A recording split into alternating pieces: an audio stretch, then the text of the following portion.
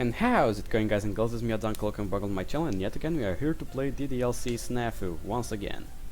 So tomorrow we had some technical difficulties, but this time I hope I don't have to do that edition again. So without further ado, let's go back to where we stopped. Wednesday, April 20th. This is gonna be interesting to say the least. Making my way back inside from the courtyard, a familiar voice calls out to me. Luke? Monica steps out of the class from behind me. Yo, what are you doing out here? Shouldn't you be in class right now? Yes, ma'am. She stares at me with an expression that says, so why aren't you? Sorry, were you perhaps looking for an explanation as well? That would certainly be helpful, yes. This is the first time I've seen you on this side of the building. And it isn't the middle of the period, no less. A funny story, actually. You see, I quickly round the corner in an attempt to leave Monica behind. Hey! Well, that was a smart strategy. She follows me for about 30 seconds before we once again meet on the staircase. Sorry about the little run around, but being seen standing in the hallway could have caused more trouble than it's worth. Should I take that as an admission of you currently skipping class? Me? Oh no, perish the thought. So, you are aware that your words don't match their tone. Perfectly, though it's true that I'm not skipping class. Partially, anyways. Then why are you currently hiding in a stairwell? My teacher announced a free period about 30 minutes ago. Not having much else to do, I started texting a friend of mine. Apparently, he was in the middle of a free period too, so he agreed to meet up on the courtyard. Hence why you caught me coming inside. I see. Though I'm sure you are aware that being granted a free period doesn't allow you to roam the building at will. Yes, ma'am, that's why we are currently chatting on the staircase closest to the library. An alibi. I nod my head. Monica's face becomes slightly more stern upon learning the details of my cover story. You mentioned the friend, right? Might I ask his name? Kiba Nakamura. Nakamura? Monica's expression turns even more serious. Something wrong? Ah, well, Nakamura and I are in the same class, you see, and oddly enough he just so happened to have disappeared right before the period began after claiming to have a serious stomachache. Kiba, you idiot, did it not cross your mind to tell me you were actually skipping? I see, the fact that both of you are in the class 3A slipped my mind. No, it's no problem at all. I'm sure the brief chat with Mr. Nakamura will clear things up. As class rep, the health of my peers is very important to me after class. Right. After all, damn. Looks as thought Kiba's lifespan may have just shortened because of me. Thinking she's going to continue showing me out for my unique interpretation of school policy. I'm surprised to see Monica staring blankly at me instead. A friend, huh? That's quite unusual. Your expression grows colder upon muttering this. Learning you have one besides Sayori is definitely unexpected. Tell me, does Nakamura knows anything about the other side of yours? Other side? Even without context, my mind still assigns the worst possible meaning. Oh, perhaps that topic's uncomfortable you are with. Sorry, but working off an overly vague statement isn't a specialty of mine. Is there anything specific you're trying to ask, Monica? Well, it's a little complicated to explain, you probably know this, but it didn't exactly have much of a presence when we were in the homeroom together. In fact, most people didn't even realize you were there half the time. Getting to know my classmates early on has always been a routine of mine, but I included that you were someone who preferred being alone, up until when you missed school for an entire week following midterms anyways. The day you returned, you had such a, what should I call it, a negative aura. Maybe it was honestly a little scary.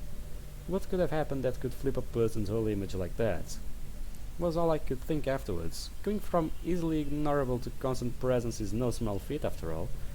Even though you were only like that for a few days, I was constantly pondering the nature of the change. Fight and breakup were my two lead theories, but asking around was useless since most people didn't even know your name. Coming to you directly was off the table since you would have defeated the whole purpose of figuring things out on my own. Unfortunately, the term ended before any progress was actually made. The idea that the mystery would remain unsolved forever was slightly depressing. At least that was until Sayori mentioned you while we were forming the literature club. Having mostly forgotten the ordeal by then, imagine my surprise when she said the two of you were childhood friends. Are you going somewhere with this? Well, when I asked more details, she became increasingly evasive, which was suspicious. By this point, the idea of learning more about your circumstances began to look more troublesome than it was worth. Right as I instinct of defeat began setting in, Yuri happened to ask about your family during the first meeting. Enough, Monica. My tone's harsher than intended, but I think my annoyance would be meaningless. Yeah, it was that very same expression. Having learned that Monica is cluing on my circumstances, I'm half tempted to turn and leave. Not just her, but the club as well. This is a decision that I would normally never hesitate to make, but when I start thinking about Sayori, I'm not gonna pretend this is incredibly irritating, but why bother going so far? Was me having a few bad days in class really enough to warrant your attention? Not quite, my curiosity had existed before then as well. I would occasionally find myself wondering how someone could be so content with being completely isolated. And don't take my intrigue personally, these actions didn't stem from contempt or anything along those lines. Finding the source of your behavior was all that interested me. Think of it like a challenge I sought to overcome. So my life was simply serving as a social experiment for you, huh? Let out another cig while rubbing my temples. You're right in thinking there are things I profusely keep to myself, but doesn't that make me the same as everyone else? From my perspective, everyone in the club wears some kind of mask, with you being no exception. Well, and what is it I have to hide? Well, I would say it was your general disinterest, how you can't be bothered to invest in lives of the others, or form a sort of real connection. It honestly came as a surprise when you said that you were curious about my circumstances, but hearing that you think of it along the same lines as math problem clarifies things. You have that class star personality but can't bring yourself to care about the struggles and relationship of the ones around you. Of course, this is only conjecture based on how you act when we had a homeroom together and our interactions in the club thus far. Judging by Monica's silent and serious look, I'm guessing this isn't far off the mark. So, what now? What are you gonna do? Do? I wasn't planning on doing anything. Huh? How you act towards or feel about other people has nothing to do with me. What reason would I have to try changing that? Plus, nobody would believe accusation coming from a guy like me anyway. Really? Even after I said everything I said, don't you feel at least a little resentment? Should I? She says at me dumbfounded. There's nothing to gain from spouting your ideas about me and the others, right? Like you said, most people don't even know my name. It would only serve as a waste effort on your part. While I may sound indifferent, this scenario is making me feel increasingly anxious. And you, couldn't you stand to gain from having dirt on me? Honestly, I've got less than zero interest in learning more about you or sharing said information with others. Not to mention there's only a handful of people who would even bother giving my word a second thought. Several seconds of silence pass as she tries verifying whether this statement is sincere or not. Perhaps you would prefer if rumors of this nature go out? Of course not. I'm just surprised at how unresponsive you've been. Even the people who hate me would at least rub it in my face a little, claiming I'm not so perfect after all. Isn't automatically assuming a person would care about your issues pretty arrogant? Well, whatever. I don't hate you, so that second thought can be discarded. And as for the first one, you used to say the distance from people is wrong. Or poses a problem. So long as no one else is being troubled, who cares? Plus, I'm not under the impression that simply saying, "What can I do for you?" provides any actual help. Prying into someone's life under the guise of lending a hand is self-centered and naive. Humans aren't such basic creatures that talking to someone you barely know actually solves anything. If you and the others want to stay silent on your issues, that's fine. You can't say it's any of my business to get involved. Another long silence from Monica. I'm at loss for honestly. Even after seeing you like that, part of me still figured you would just be some dense dude who would get overwhelmed by being in the same club as a bunch of girls. Never minded you would be a person confronting me about this. I see. She steps closer. So you truly have no intention whatsoever of learning more about me? Can't say I do. Of course, listening to you speak about your own volition would be a different story. But before you decide to begin using me as a sounding board, keep in mind that my ability to provide practical assistance is vastly limited. Hearing this, Monica's gaze drops towards the floor. You really are quite strange. So I've been told? Not wanting to further expose myself to the now awkward atmosphere, I begin heading upstairs. The bell's gonna ring soon. Not sure what you were doing when we ran into each other, but you should probably get back to it. That's quality. The ringing of the final bell fills me with an abnormal amount of anxiety. That situation with Monica couldn't have been more bizarre. That said, she didn't seem to intend on telling the others her assumptions. Should I try confronting her about it again or just pretend nothing happened? Bitchy as she was, seeing her drop the class star song and dance routine was actually pretty refreshing. I guess the question now is, what should I do? Let's go to the track practice, I guess. things will probably feel awkward between us for a while. Using the day or two to sweep things under the rug might not be a bad idea. Everyone has already begun stretching by the time I arrive. Now then, let's talk to Rika. Eh? Are you even trying? Rika scolds at me as I'm in middle school stretching. There a problem? More than one. You got a bum knee or something? Seriously, you've seen old men doing calisthenics better than you. That a fact? Guess I'll add watching old men to my internal list of your hobbies. What do they call you these days? Gerontophilia? Huh? What are you talking about? Look it up on your free time, for now. Trying to ignore her presence, I reach down and grab the toe of my shoe so that I can stretch my hamstring. See? You'll end up pulling a muscle at this rate. To my surprise, Rika crouches down in front of me and places her hand on top of my upward-facing foot, before pushing back towards my shin with incredible effort. Ow, damn! Am I not trying to break my ankle? Suck it up, rookie. This here is how the pros do it. Pro what? Contortionists? Oh, so Senpai has a sense of humor after all. That wasn't a joke. Now, would you kindly let go? Geez, this is a problem with the new guys. These just don't value good stretching enough. She shrugs her shoulders as if I'm the problem. So, how's the tendon feel? Fearing for its poor life. Say what you will, but you'll appreciate my advice one day. You my grandmother now or something? Wait, is that why you're into old guys? Old guys, what the hell are you talking about? Nothing, Miss Manager, just listening to my own voice. Right.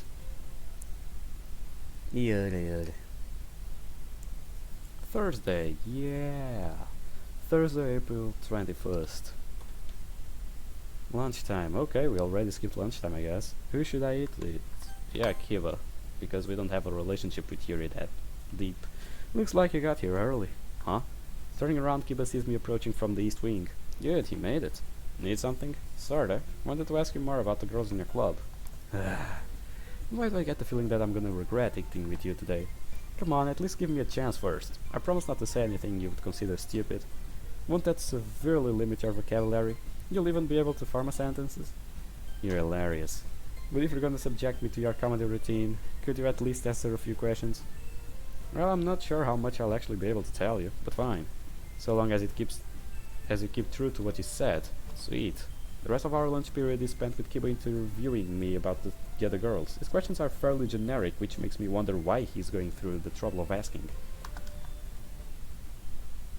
The final bell rings, signaling the end of classes. Gotta go train with the team since it won't be meeting tomorrow. Or head to the club room like normal. Which should I do? Attend to the club meeting or go to practice? I could go to the club meeting. It'll probably be better. Talk to Monica, int rank, social... Okay, wait. Intelligence rank needs to be... like 2? We are in rank 1. Fuck! And sociability we are in rank 1, which is... the normal. Intelligence we aren't even in rank 1. And Monica, I don't know, man. Don't really feel like it. Wait, why did my Sayori... Kiba, you little shit. No way, I'll have to get back to Sayori. Let's go back to Sayori. Come here, Betty. Huh? My focus is once again interrupted by the phone currently vibrating on my desk. Who's been texting you? Kiba. He apparently got lonely following the final bell and keeps trying to make a conversation. Eh? Lonely? Sayori stares at me quizzically, with a quizzical look as I quickly type out a generic response. Through her gaze soon falls down towards the phone itself. Isn't that model kinda old? Probably. This is the phone my parents bought me back when they moved out. Even though they clearly didn't care whether I contacted them or not. Eh? You've been using the same phone for over 3 years? Yeah? What's so surprising about that? Don't most people get an upgrade every year or two? You're asking me? I mean, that's how my family is. My mom buys the newest model as soon as it gets released and then gives me the one she stops using. My dad's not a big tech guy, but even he gets a new one every other year for his job. I see, though your parents being flagrant spenders doesn't necessarily prove your point. They're not flagrant. That either, honestly. Hey Monica, can you answer a question for me? Sure thing, what's on your mind? How old is the phone you're using? My phone? Sayori and I are conducting a thought experiment. Right, this one I'm using now has been out of the market for almost a year now. Do you plan on upgrading it anytime soon? If the new model is actually worth its price, maybe. And assuming it's not, I'll either wait until price drops or the next version comes out. So use phone for 2 years at most. Somewhat in the ballpark, yeah. I see. Thanks for answering. No problem. As Monica turns away, Sayori looks at me with much more confidence than before. See, I told you. Hey, Yuri, mind answering a question real quick? Why can't you just let me talk?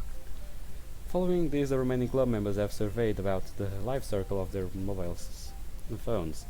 Though Natsuki is the only one whose phone even comes close to being as old as mine, sitting at the almost 3 years mark, I get the feeling that there will be an opportunity for us to grow closer soon.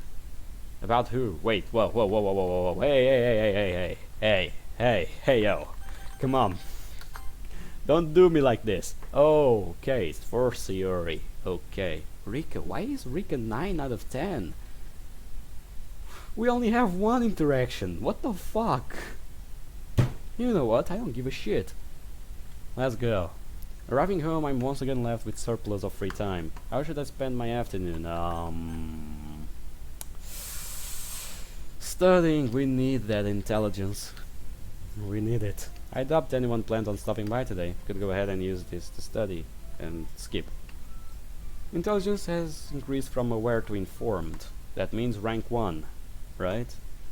Right. That seems about right. Let me see. Let's check it. Yep, rank 1. And rank 1 in classicism and sociability as well. Okay, seems good. Friday, April 22nd. Let's go. Who should I walk to school with? Sayori. Shortly after starting our usual routine, I noticed Sayori has begun fidgeting with the hem of her blazer. Got some loose threads? Huh? Oh no, I was just thinking about what you said the other day about how my blazer might be too small. You're the one who suggested it, not me. And the width near your chest was the only issue, remember? There shouldn't be any problems with length. Yeah, maybe, but what if my boobs get even bigger and cause it to start riding up? Seriously? Just how much do you plan on growing? I don't know. But Natsuki told me Yuri had to buy 3 new. I mean, nothing, never mind. Finally realize gossiping about your friend's chest size is indecent. How mature. Please don't tell them I said anything, my tongue just sort of slipped out. You rest that has thought their size is a recurring topic of conversation, and you really shouldn't be worrying so much about your blazer, seeing as how you wouldn't button it even if it did fit properly. The width doesn't really matter. As for the length, well, I give Sayori a good once over. Yuri is something of a outlier among people our age. If rather of growth is the concern, you're better off using your mom as a comparison. My mom? Yeah, they might not be the same scale as Yuri's, but hers is still decent size. Stop! Sayori shouts while crossing her arms in an X-Spartan. Are you talking about my moms? Huh? Aren't they relevant to our current conversation? Yeah, but still, why are you talking like you've looked at them a lot? Ah, well, looked at isn't exactly right. He sort of just draws eyes towards her. At least mine, anyway. This is super weird. Who admits to checking out their friend's mom? You've got the wrong idea. There was no checking out involved. Don't forget she was basically like a mother to me as well. My acknowledgement of her being attractive stems purely from an objective standpoint, not a personal one. That doesn't make hearing you call my mom hot any less cringy for me. Really? I figured you would be happy given how everything I've said about her could have also be applied to you. Natural aging aside, the two of you are practically twins. Eh? Then does that mean you think I'm... Do you even have to ask? I compliment your good looks at least half of the time we're together. It's still embarrassing, if you say so. The next several minutes pass in silence as Sayori pouts at me for some unknown reason. I get the feeling there might be an opportunity for us to glow closer soon. I hope so, because I'm getting tired of this bullshit. All the other members appear to already be situated as I step into the club room. I suppose I could use the meeting too. I don't care about Monica right now. I'll talk with her later. Let's talk to Sayori. After deciding to spend the meeting together, Sayori and I spent several minutes making our usual small talk. This lasts until she suddenly enters a deep thinking mode. Something on your mind? Not really. Really? Because the scrunched up face says otherwise. I was just thinking that it's been a while since we've talked about how we feel about the club. Wondering if my F, Marry, Kill selection has changed? Of course not, and I never asked that. Well, you shouldn't bother fretting over it regardless. Asking questions that as they come up naturally is fine, but doing so only to make a conversation isn't gonna lead to anything of worthwhile. Not to mention how fruitless of an endeavor leaning more about my thoughts is. Then how are you supposed to know that what part of the club improve? Huh? Weren't you only asking ever those questions to check up on me? Well, she begins blushing as thought it wasn't totally obvious. In that case, I would say that it's a good opportunity to flip the script a bit. What do you mean? Instead of letting you do all the work, I'll be the one asking questions. This will help level the playing field and give me more insight into that pretty little head of yours. Sure, that sounds like a lot of fun. Glad you're on board. Now then, we should probably start off with something basic. Let's see. What do you think of the other girls? That's easy. Natsuki is super cute and great at baking. She acts mad a lot, especially when I cling to her, but she is actually really nice and thoughtful. Oh, what cute. Too cute, huh? Quite a raving review. Let's go with Yuri next. Your thoughts? She's really smart. The way she can read books all the time is incredible and her handwriting is so pretty. Plus, don't you think she acts really mature? Like I sometimes forget we're the same age. Considering the discrepancy between your attitudes, that's not exactly surprising. Hey, are you trying to say I'm immature? Yeah. Yeah, save the pouting for later, shall we? Will ya? Okay. There's still one person left to talk about. Monica. Unlike the other two, Sayori becomes much more somber upon thinking about the club president. Not even know where to begin, honestly. She's smart, pretty, mature, responsible, fun to be around. I guess amazing would be the best way to describe her.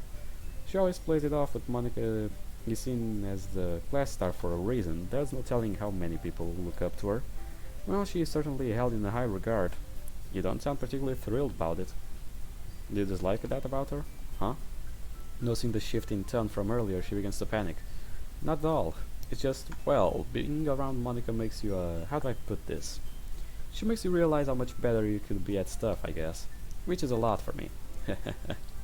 The nervous laughter does a little to hide her unease.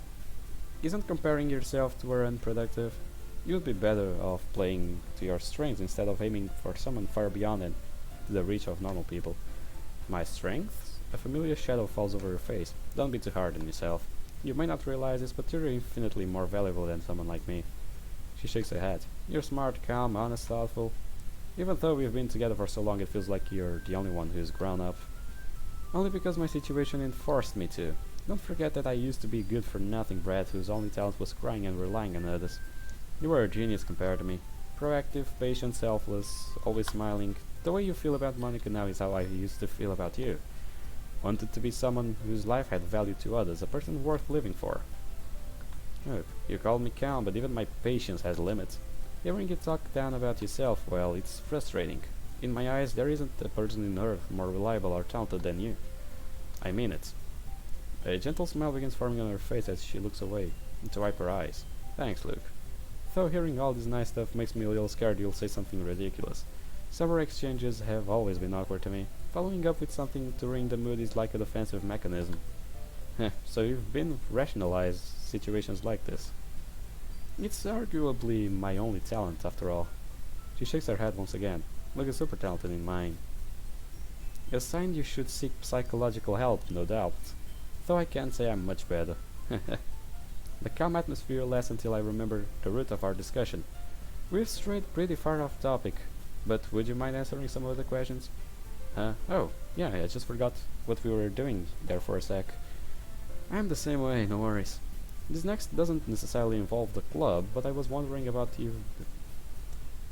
how you've been getting along with the other students in your class. My class, huh? I would say that we all get along pretty well. We talk to each other during breaks, and there's a group of us that eats lunch together. Well, you said you were friends. Yeah, we don't talk much outside of school, but I did go to a karaoke with a few of them not that long ago. Was it just girls? Huh? The group you went with. Were there only any guys there? Yeah, it was me, two other girls, and two guys. Why do you ask? Natsuki said something a while back that made me think about how I would feel if you were start dating. Her eyes go wide. Why would you think about that? The day you find someone worth forming a romantic relationship with is bound to happen eventually, right? I'm only trying to mentally prepare myself for when that happens. Mentally prepare? Yeah, it shouldn't come as a surprise, but the idea of you prioritizing another guy doesn't exactly strike me as favorable. Not too unlike that jealousy of yours. Her cheeks begin turning bright red as she doesn't know whether to pout or be happy. Do you really mean that? About not wanting me to get a boyfriend? It's not that I don't want you to getting one. I'm just not fond of thinking about you having one. That's the same thing, is it? Jeez, aren't you the one who's always complaining about how girls are difficult? Hypocrisy happens to be another talent of mine. Does this mean there aren't any guys you're interested in? Well, sorta, but they probably don't count. What, like a celebrity crush or something? Gasp. Don't tell me you're going after someone who's already has a girlfriend. Who would have thought my cute and innocent childhood friend would grow up become a homewrecker? I'm not. They're just kind of out of my reach. How so? They are completely and utterly oblivious. Ah, well, I can partially understand your distress. Modern media does enjoy presenting guys as being hopeless thens. Something wrong? Everything. The remainder of the meeting is spent with Sayori being frustrated by my refusal to acknowledge her feelings. Sociability increased by 5. Why do you do this to her? Acknowledge her existence, please. Saturday, April 23rd. Guess it's a good stopping point for the episode, and maybe I'll record a new one. Okay, this is a good stopping point for the first episode, so I'll see you guys in the next episode. See you on the flip side, and goodbye, pal.